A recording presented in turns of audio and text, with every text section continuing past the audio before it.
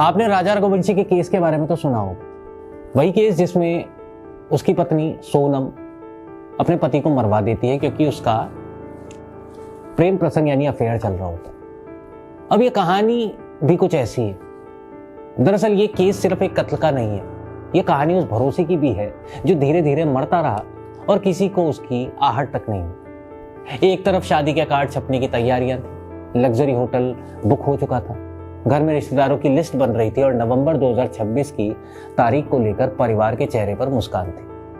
और दूसरी तरफ उसी रिश्ते की नींव के नीचे एक ऐसी साजिश पल रही थी जिसकी भनक उस इंसान को भी नहीं लगी जो इस कहानी का सबसे बड़ा किरदार था। 26 साल का केतन अग्रवाल, पढ़ा लिखा, सफल, अपने पिता के कारोबार में डायरेक्टर और भविष्य के सपनों से भरा हुआ एक नौजवान। दरअसल फरवरी 2026 में उसकी सगाई सिया गोयल से होती है। दोनों की तस्वीरें सोशल मीडिया पर दिखाई देती हैं। देखने वालों को लगता है कि एक परफेक्ट कपल है, लेकिन अक्सर अपराध वहीं जन्म लेता है जहां दुनिया सबसे ज्यादा खुशियां देख रही होती है। पुलिस की जांच के मुताबिक सगाई के कुछ समय बाद ही केतन को रिश्ते में थोड़े बहुत बदलाव महसूस होने लगे। अब केतन ने अपने परिवार से पूछा कि क्या सिया वाकई इस रिश्ते के लिए तैयार है। शायद ये सिर्फ एक सवाल नहीं था, बल्कि आने वाले तूफान की पहली दस्तक थी। अब उधर पुलिस का दावा है कि सिया और चेतन पहले से एक दूसरे को जानते थे और संपर्क में थे। अगर ये जांच पहले होती तो कहानी करवट ले लेती।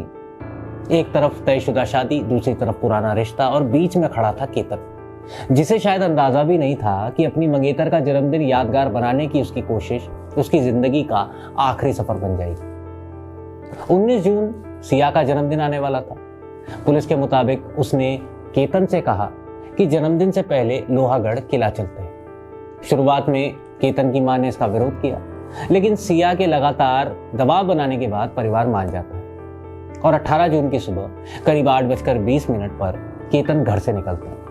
अपनी कार से वह किबले ब्रिज की पास पहुंचता है जहां सिया उसका इंतजार कर रही होती है और दोनों वहां से लोहागढ़ किले की ओर रवाना हो जाते हैं। अब बाहर से दिखने पर यह एक सामान्य कपल की ट्रिप लग रही थी, लेकिन जांच एजेंसियों का दावा है कि इसी सफर के पीछे पहले से तैयार एक खतरनाक प्लान था। पुलिस के अनुसार लोहागढ़ किला अचानक चुना नहीं गया था। परिवार ने बताया कि 31 मई और 14 जून को भी दोनों वहां जा चुके थे। जांच में इन दोनों की यात्राओं को रेकी से जोड़कर देखा गया।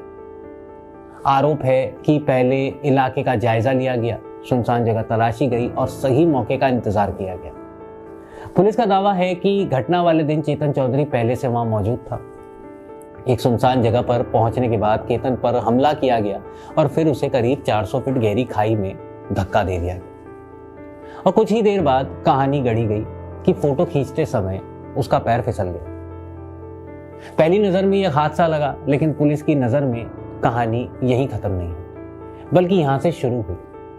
जब पुलिस ने जांच शुरू की तो सबसे पहले घटनास्थल के आसपास लगे सीसीटीवी कैमरों की फुटेज खंगाली गई। शुरुआती दौर में फुटेज में ऐसा कुछ नहीं दिखा जिससे किसी बड़ी साजिश का अंदाजा लगाया जा सके, लेकिन जांच अधिकारी जब बार बार हर फ्रेम को देखने लगे तब एक चेहरा उनका ध्यान खींचने लगा। इतनी गर्मी के मौसम में हुडी पहना एक युवक। अब हैरानी की बात यह थी कि वो युवक लगभग हर उस जगह कैमरे में दिखाई दे रहा था जहां कुछ देर पहले केतन और सिया मौजूद थे। कभी रास्ते में, कभी किले की चढ़ाई पर, तो कभी आसपास मंडराते हुए। यही पुलिस का माथा ठनकता है कि आखिर ये शख्स कौन था और हर जगह इन दोनों के पीछे कैसे दिखाई दे रहा था। इसके बाद जांच का फोकस सिया के कॉल रिकॉर्ड्स पर गया और जब कॉल डिटेल रिकॉर्ड्स निकाले गए तो तस्वीर और साफ होती चली गई। पुलिस जांच में फरवरी से जून के बीच सिया और चेतन चौधरी के बीच 2004 कॉल्स का रिकॉर्ड सामने आया। सिर्फ कॉल ही नहीं, बल्कि दोनों के बीच करीब 238 घंटे तक बातचीत होने का भी दावा किया गया। अब पुलिस को यकीन होने लगा कि ये रिश्ता सामान्य दोस्ती से कहीं आगे था, लेकिन अभी भी एक पहेली बाकी थी। जब चेतन की मोबाइल लोकेशन निकाली गई तो वो पुणे में उसके ऑफिस की दिखाई दे रही थी। पहली नजर में ऐसा लगा कि घटना के समय वो ऑफिस में ही मौजूद था, लेकिन जांच अधिकारी यही नहीं रुके। उन्होंने पाया कि वारदात के दौरान चेतन के मोबाइल का इंटरनेट बंद था। इसके बाद पुलिस सीधे उसके ऑफिस पहुंची, कर्मचारियों से पूछताछ शुरू हुई और तभी एक कर्मचारी ने ऐसा खुलासा किया जिसने पूरी कहानी पलट दी। उसने बताया कि घटना वाले दिन चेतन अपना मोबाइल साथ लेकर नहीं गया था। उसने अपना फोन ऑफिस में छोड़ दिया था और बहाना बनाया था कि उसके फोन में दिक्कत है, इसीलिए कुछ समय के लिए उसने उसी कर्मचारी का मोबाइल अपने साथ ले लिया था। पुलिस ने जब उस नंबर की लोकेशन और तकनीकी रिकॉर्ड्स की जांच की तो पूरी तस्वीर साफ हो गई। जिस मोबाइल की लोकेशन ऑफिस में दिखाई दे रही थी वो चेतन के पास था ही नहीं, जबकि दूसरे नंबर की लोकेशन लोहागढ़ किले के आसपास उसकी मौजूदगी की ओर इशारा कर रही थी।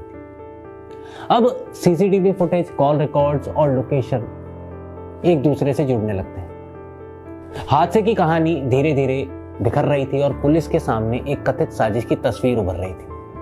अब जांच आगे बढ़ी तो पुलिस ने तकनीकी साक्ष्यों, कॉल रिकॉर्ड, सीसीटीवी फुटेज और पूछताछ से मिले तथ्यों को एक एक करके जोड़ना शुरू किया। इस बीच घटना के बाद सिया के सोशल मीडिया पोस्ट भी जांच के दायरे में आए, जिसमें उसने लिखा था कि उसके जन्मदिन पर केतन उसे छोड़कर चला गया।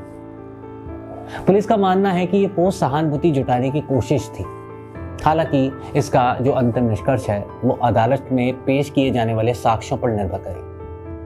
पुलिस अधीक्षक संदीप सिंह गिल के अनुसार जांच के दौरान यह स्पष्ट हुआ कि चेतन चौधरी भी घटनास्थल पर मौजूद था और जुटाए गए तकनीकी साक्ष्यों ने पूरे घटनाक्रम को जोड़ने में अहम भूमिका निभाई। इसके बाद पुणे ग्रामीण पुलिस ने सिया गोयल और चेतन चौधरी को गिरफ्तार कर लिया। अदालत ने दोनों को पुलिस रिमांड पर भेज दिया और जांच अब भी जारी है। हालांकि दोनों ने अपना जुर्म कबूल कर लिया है।